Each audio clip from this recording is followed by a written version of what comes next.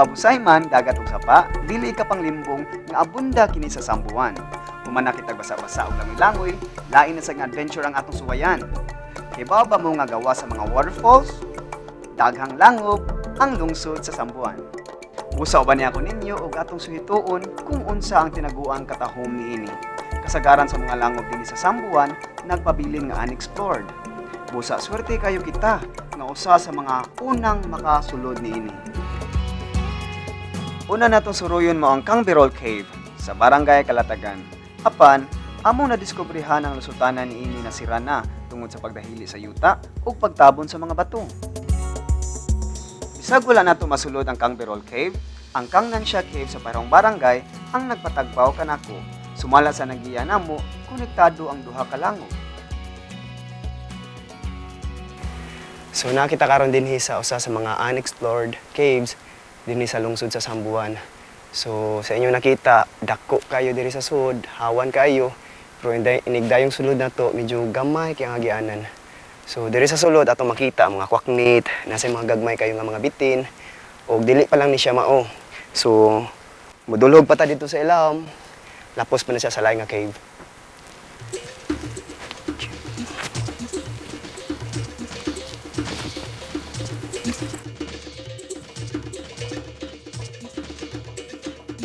So ingon ani siya ka gamay sa agianan nga tong agian. Gamay king lungag pero sa sud perti na dako. Yeah. Maniadto, 10 minutos gikan sa main road sa Barangay Humampas ang atong lakon aron maabot ang Kang Corning Cave.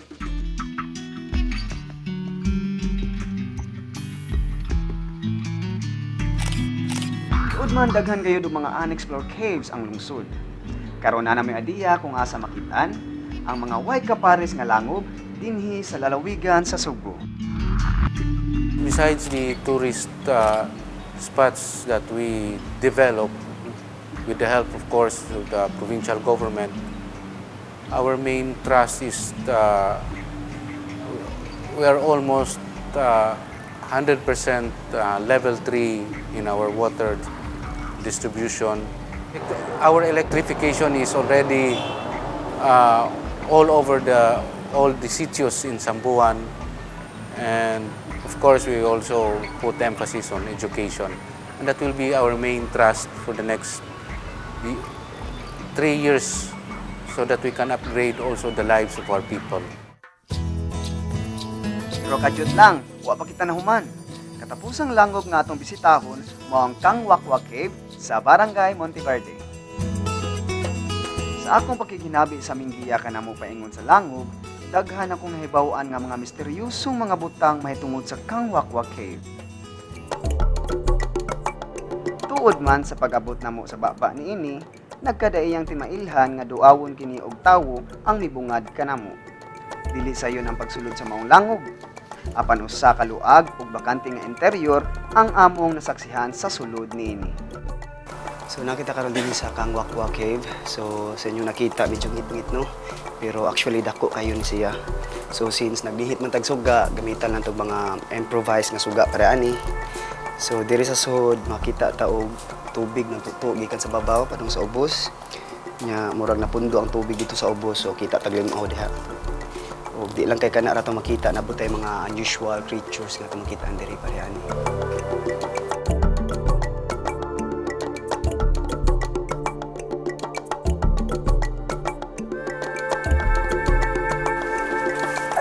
So, manggawas na mi kay medyo lapo kay sa suhod, so delikado kay may slide ka. Then, lawom ra ba?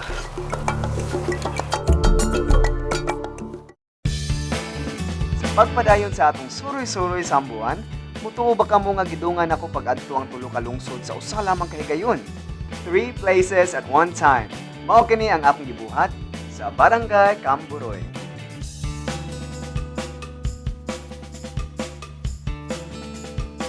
Nako karon diri sa Sambuan, Uslob ug Santander. Libog mo no.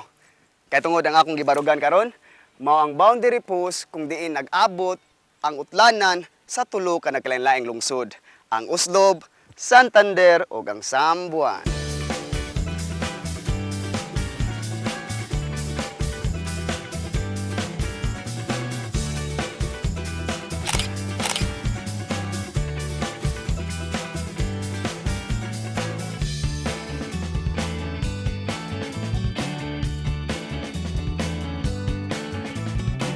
ganahan ka mo bisita sa Sambuan, ayaw ka bala ka sa imong kapuyan.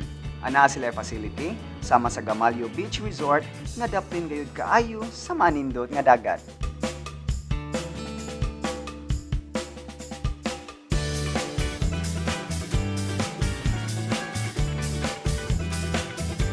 Kani siya kung nature lover ka, malipay jud ka kay total package jud ni siya, land, sea and sky.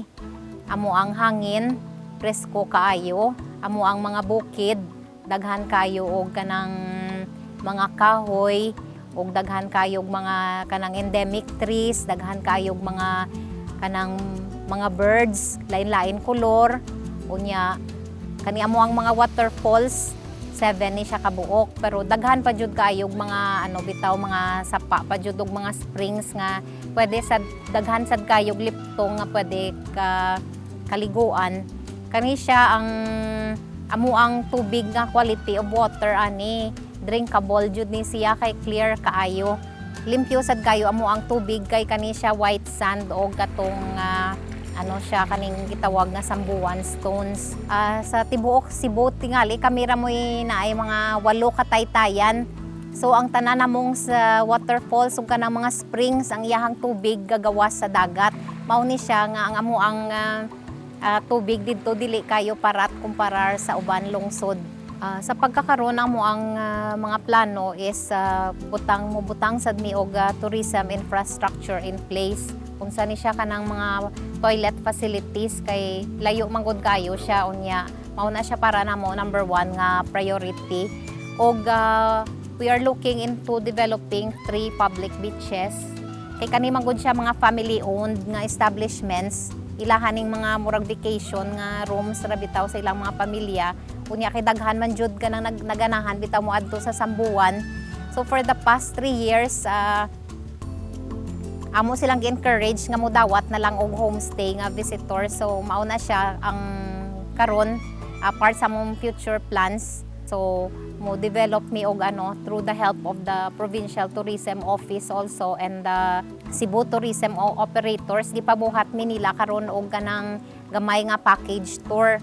So hopefully kay naa naman jud mo ang mga kanang infrastructure in place, pwede na siya namo ma-promote.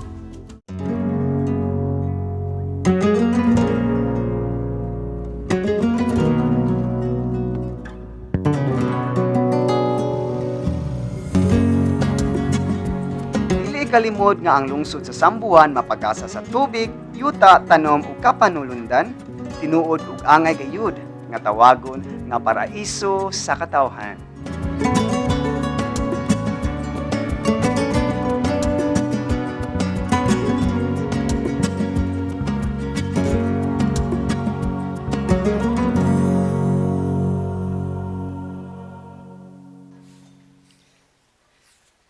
Ug nahuman na gyud nato og libot suroy ang lungsod sa Sambuan. And I hope you really enjoyed the show as much as I did.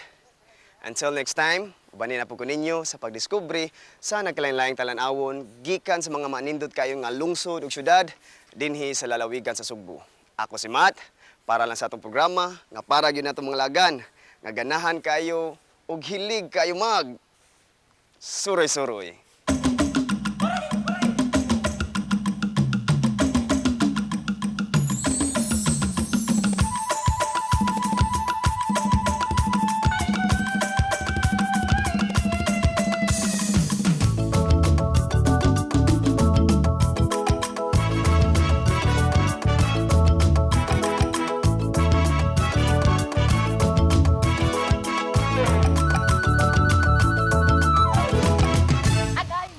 Would like to invite all of you to visit our town and enjoy our food, our hospitality, and our way of life. Siyempre, Sambuan.